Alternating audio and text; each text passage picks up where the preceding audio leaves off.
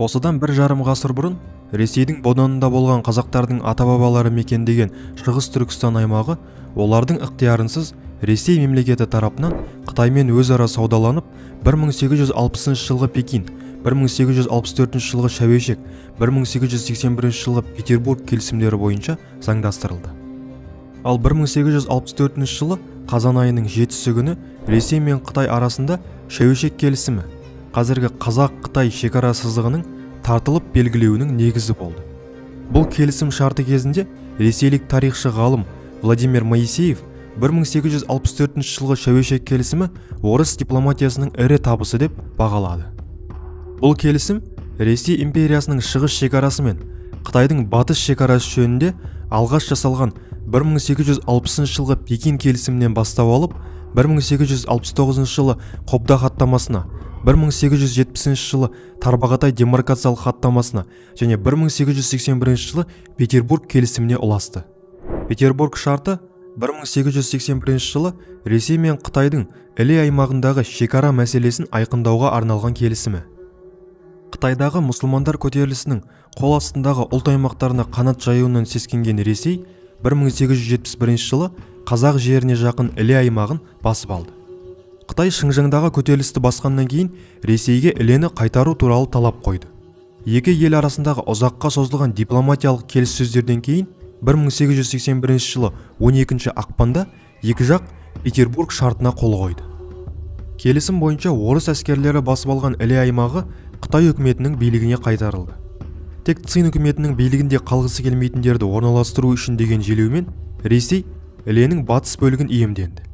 Іле халқына 1 жыл ішінде Ресейге дүние мүлкімен кедергісіз қоныс аударуға рұқсат берілді.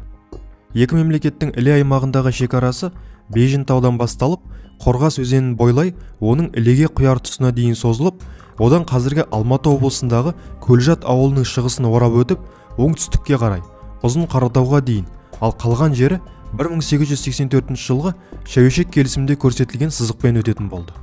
Алайда қазақтардың бұрынғысынша жайлау мен қыстауларын ауыстырып, көшіп қонып жүруі Ресей мен Қытай шекарасында біраз қиындықтар туғызды. Келіссөздер барысында патша үкіметі жерлері дұрыс бөлінбеген қазақ рулары тұтасымен Ресей бодандығында болу керек екендігін дәлелдеу арқылы Зайсан мен Қара ертіс аумағындағы шекараны Ресейдің пайдасына қайта белгілеуге қол жеткізді. Шекара сызығы Қара ертістің күйетін тауларынан Сауыр жоталарына қарай кесіп өтетін болды. Алайда шекара сызығын жүргізу туралы келісімдердің ішінде негізгісі кейінгі келіссөздерді талқылайтын мәселені анықтағаны 1860 жылғы Пекин келісімі екені байқалады. Пекин келісімі бойынша даулы екі сызық сызылғаны мәлім. Екі сызық та Пекин келісімінде талқыланатын мәселе ретінде қала берген. Қазіргі шекараның жалпы сорабы сол кезде айқындалған. Ол бойынша Орыс-Қытай шекарасының жалпы бағыты Алтай, Тарбағатай, Жоңғар Алатауы, Тянь-Шань және Памир таулары арқылы ірі өзендер Ертіс пен Ілені қиып өтетін болған. Әлгі даулы екі сызықтың бірі Зайсан көлінің үстінен өтсе, бірі Зайсан көлі Ресей елігінде қалатын болып белгіленген. Ресей мен Қытай арасындағы аталған келісімдер Совет үкіметі тұсында да, кейінде Қазақстанның Қытаймен арадағы мемлекеттік шекарасының негізіне айналды. Ал енді Шығыс Түркістан жері туралы айтатын болсақ, ол аймақ ежелден көк түріктің, яғни қазақтардың ата-бабаларының қоныс тепкен жері екендігін тарихта, археологиялық зерттеулер де растайды.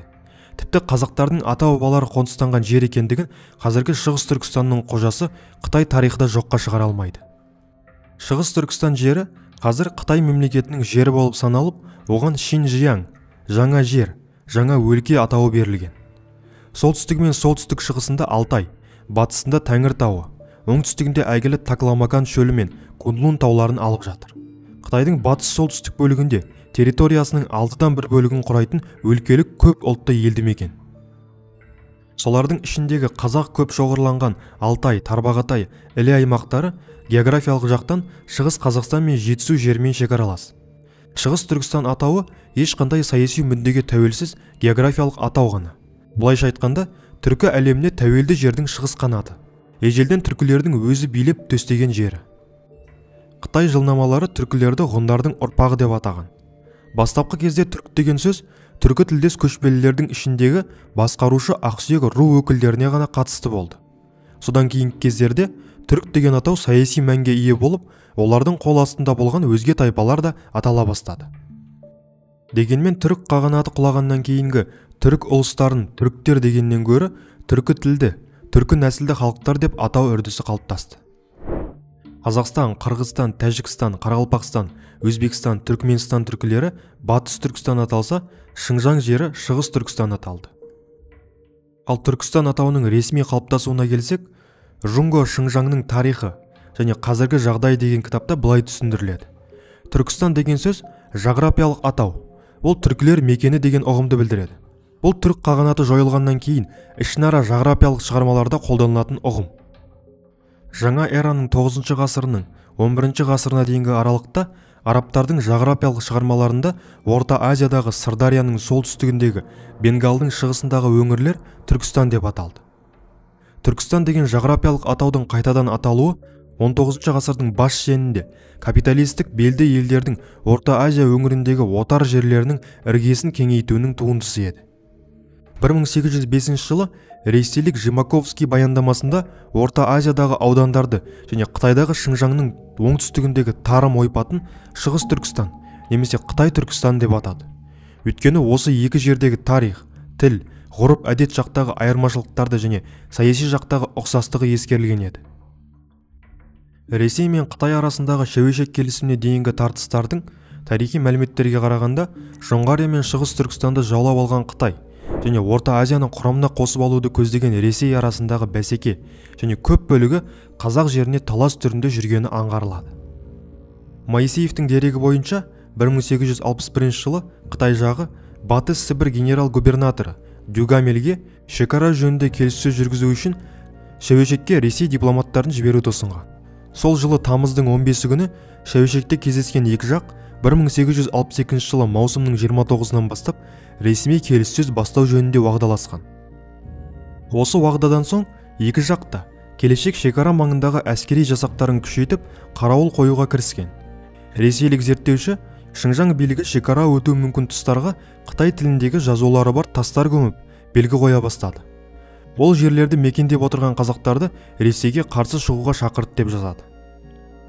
1862 жылы қаңтардың 10 күні Ресей патшасы 2 Александрдың қатысуымен өткен кеңесте шекараны Ресей бодандығын қабылдаған қазақтардың жеріне дейін жеткізіп, Пекин келісімінен ауытқымау жөнінде шешім қабылданды. Ресейлік тарихшы Владимир Моисеев ал келіссөз басталған кезде Қытай жағы Пекин келісімін мойындамай жаңа жоба ұсынды. Ол жобада Ұлы жүз бен Орта жүз ғана емес, Ембі мен Оралға дейінгі кіші жүз жерлері де Қытайға қосылуы тиіс екені жөнінде айтылған еді.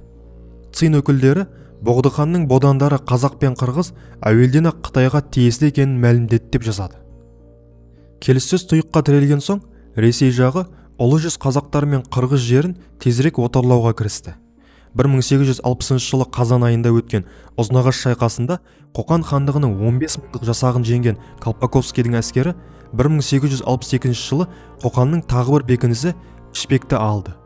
Ақмешіт, Созақ, Шолаққорған, Түркістан, Шымкент, Әулие-ата, Мерке, Тоқмақ секілді Қоқан хандығының ірі бекіністерін де Ресей өзіне қаратты. Ал бұл кезде Қытайдың өз ішіндегі мұсылмандар көтерілісі Қашғар қаласына жетіп, Іле аймағына қарай өтуі Қытай жағын Ресеймен шекара мәселесін тезірек шешуге мәжбүрледі. Олар әуелі шекарадағы қазақ сұлтандарына хат жолдап, орыс жасақтарын қуып шығу, қайта келсе ол жөнінде шәуешекке дереу хабарлау жөнінде нұсқау берді. Ресей ғалымының дерегінше, қазақ сұлтандары орыс билігімен жауласқысы келмеген.